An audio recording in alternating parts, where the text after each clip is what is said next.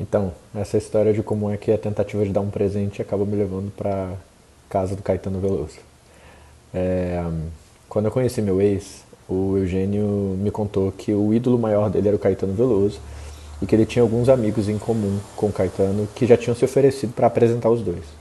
E ele dizia que ele não tinha vontade de acessar esse recurso para conhecer o Caetano porque ele achava que ele ia cair num lugar muito comum, eu gosto muito do seu trabalho e tal, coisas assim. E eu achava isso uma bobagem, porque vários dos meus ídolos tinham morrido e eu queria muito a possibilidade de conhecê-los e não podia. E ele tinha essa possibilidade e não acessava. E aí a gente tinha aí por volta de 4 meses, mais ou menos, que a gente tinha se conhecido e rapidamente a gente tinha engatado numa relação, que viria a ser uma relação de 10 anos. E aí ele fez uma viagem de férias. E aí, enquanto ele fazia essa viagem de férias, que ele voltaria no dia do aniversário dele, eu estava planejando o presente do primeiro aniversário, desde que eu tinha conhecido ele. E notei que ele tinha todos os livros e tudo que podia haver do Caetano Veloso, exceto um livro que tinha sido organizado pelo Ali Salomão nos anos 70, chamado Alegria, Alegria, que eu encontrei num sebo virtual e comprei. E aí eu fui tomar uma cerveja com outro ex-namorado meu, com quem eu tinha uma relação de amizade. E esse meu ex contou uma história de como ele tinha tido um momento dirigindo e ouvindo uma música do Caetano Veloso. Que na ocasião ele tinha trabalhado como estagiário para um canal de TV e ele tinha copiado o endereço de e-mail de vários artistas. E ele tinha o e-mail do Caetano Veloso e decidiu escrever pro Caetano, contando pro Caetano esse momento de emoção que ele teve, que segundo ele teria entendido o que o Caetano quis dizer com uma determinada música, e que o Caetano respondeu a ele dizendo que bom, apenas isso. A gente riu da conversa e me ocorreu a ideia. Eu falei, você me daria o e-mail do Caetano? E aí ele me disse que sim. E eu peguei o e-mail do Caetano Veloso e escrevi pro Caetano, contando toda a história de que a gente tinha se conhecido, de que a gente estava muito apaixonado e que ele tinha essa questão de ser muito fã, mas não querer conhecer. E aí eu queria fazer uma surpresa e pedi que ele escrevesse num papel Feliz Aniversário e assinasse, tirasse uma foto, anexasse no e-mail e me enviasse, que eu ia imprimir e anexar o livro que eu ia dar de presente.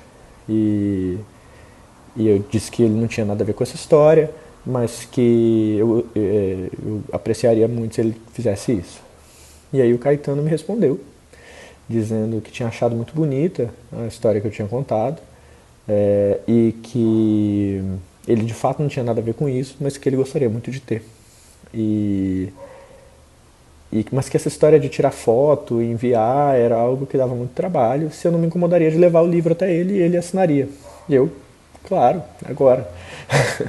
E aí ele disse que então ia me avisar quando, quando ele voltasse, porque ele iria para Pernambuco para uma viagem e ele é, me avisaria. Eu achei, inclusive, que ele ia se esquecer a partir disso. E aí eu fui trabalhando e tal, e aí um dia recebi um novo e-mail dele dizendo: Oi Felipe, já estou no Rio, quando quiser podemos marcar para você trazer o livro. Eu, tá, então, quando você quiser, né? E aí ele foi e marcou comigo num dia. Eu disse pra minha chefe na ocasião: olha, eu tenho que sair cedo porque eu tô indo pra casa do Caetano Veloso. E na época não havia metrô no Leblon, e eu fui de bicicleta. Eu fui de metrô até Ipanema e de lá fui de bicicleta. E cheguei na casa do Caetano Veloso e fui recebido. Me avisaram que ele estava jantando com o filho e me puseram para esperar na sala. E enquanto eu esperava ali naquela sala que eu viria a reconhecer 7 anos depois, durante a live que o Caetano fez da pandemia, né? É, eu prestando atenção nas coisas que estavam expostas e tal, e ouvindo ele conversar com o filho dele sobre algoritmo, o Grande Irmão, George Orwell, conversas super elaboradas, que alguém tinha mostrado a casa de Betânia no Google e que ele tinha ficado impressionado, coisas assim. E aí, finalmente, o filho dele veio e me perguntou como é que eu tinha conhecido o pai dele.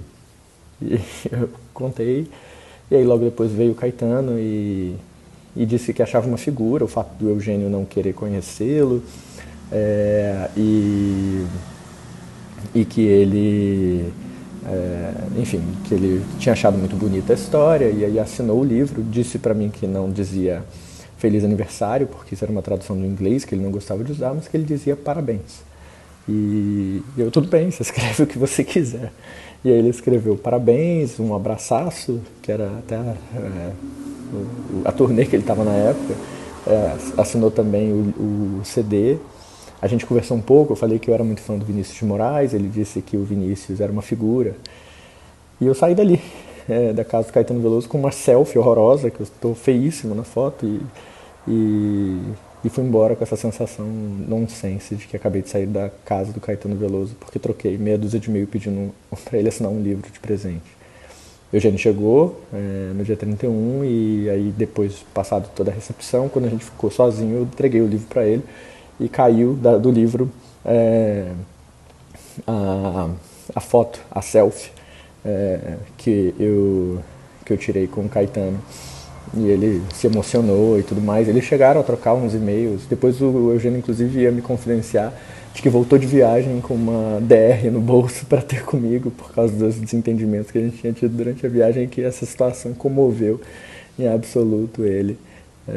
E aí essa relação durou muito tempo, deu muito pano para manga e, enfim, foi uma anedota e tanto no final das contas.